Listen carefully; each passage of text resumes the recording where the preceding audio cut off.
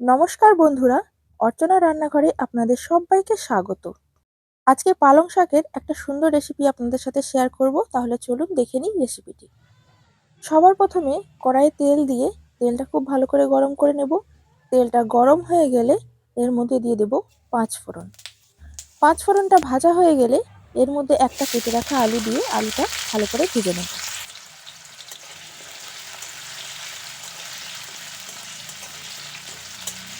আলুটা সামান্য ভাজা হয়ে গেলে এর মধ্যে কেটে রাখা বাকি সবজিগুলোকেও দিয়ে দেব।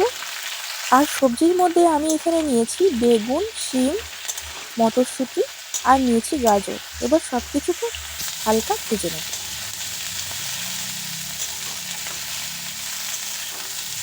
একটু হালকা ভেজে নিয়ে এর মধ্যে মশলাগুলো একে একে দিয়ে দেব।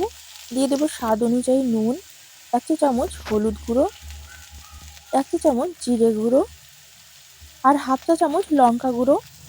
এরপর দিয়ে দিচ্ছি আদা বাটা। এবার সব কিছুকে খুব ভালো করে মিশিয়ে নেব, যাতে সবজিগুলো সব কিছু ভালোভাবে ভাজা হয়ে গিয়ে ভালো করে সেদ্ধ হয়ে যায় আর মশলাটাও ভালো করে সব কিছুর সাথে মিশে যায়।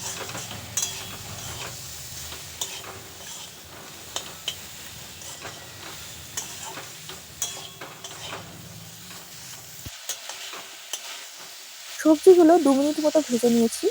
এখন এর মধ্যে দিয়ে দিচ্ছি কেটে রাখা পালং শাক। পালং শাকটা দেওয়ার পর ভালো করে নেড়েচেড়ে মিশিয়ে নেব। পালং শাকটা দেওয়ার পরপরই দেখুন পালং শাক থেকে জল ছেড়ে দিয়েছে। একটু নেড়েচেড়ে নিয়ে ঢাকা দিয়ে দেব। আর এর মধ্যে কোনো রকম জল দিচ্ছি না এখন। ঢাকা দিয়ে দিলে শাকটা নরম হয়ে ভালো করে মজে যাবে, যেহেতু শাকের থেকে এমনিতেই জল বের হয়। 2 মিনিট পর দেখুন শাকের থেকে কতটা জল ছেড়ে দিয়েছে। এবার খুব ভালো করে নেড়েচেড়ে নিয়ে ওই জলটা শুকিয়ে নেব।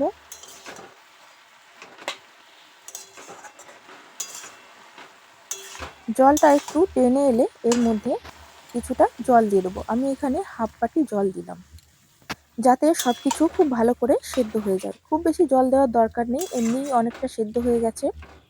জলটা দেওয়ার পর নেড়েচেড়ে দিয়ে এবার ঢাকা দিয়ে দেবো। 2-3 মিনিট ঢাকা দিয়ে রাখলেই এই রান্নাটা হয়ে যাবে। ফিরে এলাম 2-3 মিনিট পর। দেখুন পুরোপুরি সেদ্ধ হয়ে গেছে আর জলটাও শুকিয়ে গেছে।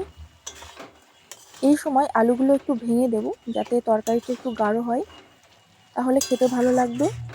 আমার তো এইভাবে পালং শাকের তরকারি খুবই ভালো লাগে। আপনারা একবার বাড়িতে বানিয়ে দেখবেন, আশা করি আপনাদের খুব ভালো লাগবে। আমার আজকের রেসিপিটা যদি আপনাদের ভালো লাগে তাহলে লাইক শেয়ার করে দেবেন। কমেন্ট করে জানাবেন রেসিপিটা আপনাদের কেমন লেগেছে। চ্যানেলে নতুন বন্ধু হয়ে থাকলে চ্যানেলটি সাবস্ক্রাইব করে নিয়ে পাশে থাকার অনুরোধ রইল। দেখা হবে পরের কোনো ভিডিওতে অন্য কোনো রেসিপি নিয়ে। ভালো থাকবেন, সুস্থ থাকবেন।